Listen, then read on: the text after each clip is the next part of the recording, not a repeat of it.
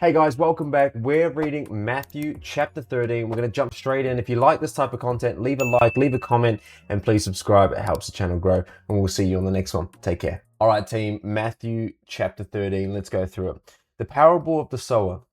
The same day Jesus went out of the house and sat by the lake. Such large crowds gathered around him that he got into a boat and sat in it, while all the people stood on the shore. Then he told them many things in parables, saying, A farmer went out to sow his seed. As he was scattering the seed, some fell along the path, and the birds came and ate it up. Some fell on rocky places where it did not have much soil. It sprang up quickly because the soil was shallow. But when the sun came up, the plants were scorched, and they were withered because they had no root.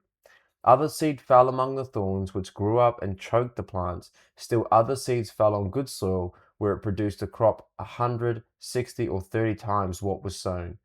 Whoever here has ears, let them hear. The disciples came to him and asked, Why do you speak to people in parables? He replied, Because the knowledge of the secrets of the kingdom of heaven has been given to you, but not to them. Whoever has will be given more, and they will have abundance. Whoever does not have, even what they have will be taken from them. This is why I speak to them in parables. Though seeing they did not see, though hearing they did not hear or understand. In them is fulfilled the prophecy of Isaiah. You will be ever hearing but never understanding. You will be ever seeing but never perceiving. For the people's heart has become calloused. They hardly hear with their eyes, and they have closed their hardly hear with their ears, and they have closed their eyes. Otherwise, they might see with their eyes and hear with their ears, understand with their hearts, and turn. I would heal them. Now that's just a massive point, just to touch on real quickly. There is, doesn't this sound like today, right? Doesn't this sound like us right now, ourselves? Have we become calloused in our hearts? Think about that. Have we become callous to our beliefs? Are we quick to deny something without checking it, without searching, without putting an effort to research, study, and look into these things, right? Because if you read in this verse here, where it's stating, you will be ever hearing but never understanding. You'll be ever seeing but never perceiving. For this people's hearts has become callous. They hardly hear with their ears, and they have closed their eyes. Right? Otherwise, they might see with their eyes, hear with their ears, and understand with their hearts. It's that same point, right? Where sometimes people are just callous to having an open mind. All right. And that's okay. Right. Like that just happens. And that is just, life can do that to someone. They can really callous the heart. But we have to always be keeping an open mind, always be learning, always be keeping an open mind. When we hear new things, when we take on, new understandings of certain things, we need to sit back and really listen to it and think, when you hear a thought come up going, nah, don't believe that shit. Don't believe that crap, right? It's going, where is that coming from, right? Is that based on fact, or is that based on emotion and a callus that's building in my heart, or has been built in my heart? So just keep that in mind, because if Jesus was talking about that 2,000 years ago and that's still happening today, I mean, he's talking about something that we continuously go through as a culture and as, I guess, humanity. So let's keep going. But blessed. Okay. But blessed are your eyes because they see, and your ears because they hear. For truly I tell you, many prophets and righteous people long to see what you see, but did not see it, and to hear what you hear, but did not hear. Listen then what the parable of the sower means. Here we go. When anyone hears the message about the kingdom and does not understand it, the evil one comes and snatches away what was sown in their heart. This is the seed sown along the path. The seed falling on rocky grounds refers to someone who hears the word at once, receives it with joy, but since they have no root, they last only a short time. So just to touch on that piece even in particular, right? That's massively stating towards, and this happens to me, don't get me wrong, the amount of times I've joined stuff and I've started things and I've quit those things, right, happens because you've got no root. You enjoy it, you're like, oh my goodness, I love this sport, I love this activity, I love this brand new thing I'm doing, right? But then after a little time, when it becomes a bit hard, or when, the interest fades away and that peak fades away, that's when you start going, nah, it's not for me. I'm not interested. I don't care about that sort of thing anymore, right? And that's why we have to make sure that we always return back to the word, because we will always get demotivated, go through highs and lows, ups and downs. But what I always found is that the word never changes, and we can always come back to certain parables, certain verses, and be brought back to God and grounded in that foundation. So just keep that in mind. Where were we up to? But since they had no root, they only last a short time. When trouble or persecution comes because of the word, they quickly fall away, like I was just saying then. The seed falling among the thorns refers to someone who hears the word, but the worries of their life and the deceitfulness of wealth choke the word, making it unfruitful. But the seed falling on good soil refers to someone who hears the word and understands it. This is the one who produces the crop, yields 160 or 30 times what was sown. Now, this piece here, but the seed that's falling on good soil refers to someone who hears the word and understands it. I'm new to this as well, right, in my faith journey. But as I read this, the more I understand is that the more we go back and we reread the word, we look more into the word, we get more understanding. But if we only look at something once, how are we meant to understand it? How are we meant to read it and fully digest it? Especially when we're such complex humans, right? How are we meant to understand those certain things unless we're putting in the effort to learn, study, research, right? And the last part that he's touched on here, just before that, um, when troubled person can yet fall away, the seed falling among the thorns refers to someone who hears the word, but the worries of life and deceitfulness of wealth choke the word, making it unfruitful. Right? Listen to this piece that I literally just heard from Johnny Chang, and I just wrote it down today. Okay, he says this: why do we keep turning to our own works?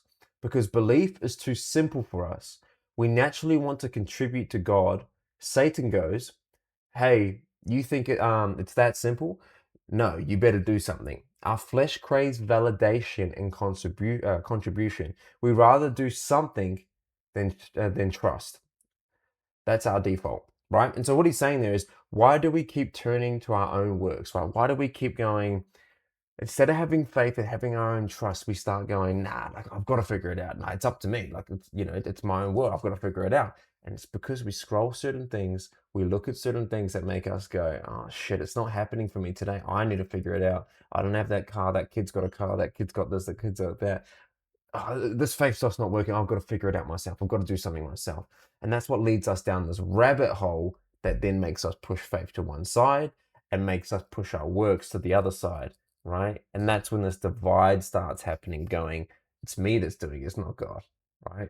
And that's what builds. And then it says in here, because belief is too simple for us, we naturally want to contribute to God. And Satan goes, and Satan's what pulls on this goes, hey, you think it's that simple? No, you better do something. You better do more. It's not, you can't just have faith. You better do more work, right? God wants you to do more work, right? And our flesh craves validation and contribution. We'd rather do something than trust something, right? That's our default. And that's from Johnny Chang. And that literally just pulls into this piece here, which we have to be careful of, is the seed falling among the thorns refers to someone who hears the word, but the worries of life and deceitfulness of wealth choke the word, making it unfruitful. So it's just bearing that in mind. As we go through life, we need to ensure that we lean on God. We don't lean on what's it called, the material world and the things of material. Don't get me wrong. Obviously, it doesn't say anywhere in the Bible about having wealth, money, is a bad thing. But it's, do we seek money, wealth, fame as our God, right? As our validation of worthiness from other people versus our worthiness to God, right? And if our validation we're continuously seeking is of other people, we've got to look at ourselves and go, okay, how can we improve on this, right? Next piece, the parable of the weeds. Jesus told them another parable. The kingdom of heaven is like a man who sowed good seed in his field, but while everyone was sleeping, his enemy came and sowed weeds among the wheat and went away. When the wheat sprouted and formed heads, then the weeds also appeared. The owner's servants came to him and said, "Sir, didn't you sow good seed in your field? Where then did the weeds come from?" Enemy did this, he replied. The servant asked him, do you want us to go out and pull them up? No, he answered, because while you are pulling the weeds, you may uproot the wheat with them. Let both grow together until the harvest. At that time, I will tell the harvesters, first collect the weeds and tie them in bundles to be burned, then gather the wheat and bring it into my barn. The parables of the mustard seed and the yeast. He told them another parable. The kingdom of heaven is like a mustard seed, which a man took and planted in his field. Okay, though it is the smallest of all seeds, yet when it grows, it is the largest of garden plants and becomes a tree, so that the birds come and perch in its branches. He told them still another parable. The kingdom of heaven is like yeast that a woman took and mixed into about 60 pounds of flour until it worked all through the dough.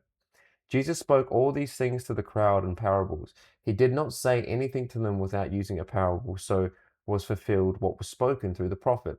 I will open my mouth in parables. I will utter things hidden since the creation of the world. The parable of the weeds explained. Then he left the crowd and went into his house. His disciples came to him and said, explain to us the parable of the weeds in the field. He answered, the one who sowed the good seed is the Son of Man. The fields is the world, and the good seed stands for the people of the kingdom. The weeds are the people of the evil one, and the enemy who sows them is the devil. The harvest is the end of the age, and the harvesters are the angels. As the weeds are pulled up and burned in the fire, so it will be at the end of the age. The Son of Man will send out his angels, and they will weed out his kingdom, everything that causes sin and all who do evil. They will throw them into the blazing furnace, where they will be weeping and gnashing of the teeth. Then the righteous will shine like the sun in the kingdom of their Father. Whoever has ears, let them hear. The parable of hidden treasure. The kingdom of heaven is like a treasure hidden in a field. When a man found it, he hid it again, and then in his joy went and sold all he had and bought that field. Again, the kingdom of heaven is like a merchant looking for fine pearls. When he found one of great value, he went away and sold everything he had and bought it. Parable of the net. He's just dropping bars at the moment, right? So once again, the kingdom of heaven is like a net that was let down into the lake and caught all kinds of fish. When it was full, the fishermen pulled it up on the shore. Then they sat down and collected the good fish in baskets, but threw away the bad. Threw the bad away. This is how it will be at the end of the age. The angels will come and separate the wicked from the righteous and throw them into the blazing furnace, where there will be weeping and gnashing of the teeth. Have you understood all these things? Jesus asked. Yes, they replied. He said to them, therefore, every teacher of the law who has become a disciple in the kingdom of heaven is like the owner of a house who brings out of his storeroom new treasures as well as old. When Jesus had finished these parables, he moved on from there. Coming to his hometown, he began teaching the people in their synagogues. So bear in mind, we talked about this in a previous, right? It literally just went from him talking to when Jesus had finished these parables, he moved on from there, coming to his hometown. That's probably like what? 2 days later, 3 days later. And it's all these little things where we don't really see what happened in that 2, 3 days, right? What happened when he was going from place to place from time to time with him and his disciples, because you don't really see that, right? You don't really see all the actual individual little things that he done, because it is very quick moving on from step to step. But it's just fascinating. It's fascinating stuff. All right, let's finish off where we're at. We're nearly done. Coming to his hometown, he began teaching the people in their synagogues, and they were amazed. Where did this man get this wisdom, these miraculous powers? They asked. Isn't this the carpenter's son? Isn't his mother's name Mary? And aren't his brothers James, Joseph, Simon, and Judas? Aren't all his sisters with us? Where then did this man get all these things? And they took offense at him. But Jesus said to them, a prophet is not without honor except in his own town and in his own home. And he did not do miracles there because of their lack of faith. And that is the end of Matthew chapter 13. So if you like this, let me know what you think. Let me know what you think about the series as we're going along. We're a new channel starting out, so appreciate any sort of feedback, any sort of update and support on the channel. And we will see you at Matthew chapter 14. Have a lovely day. Take care.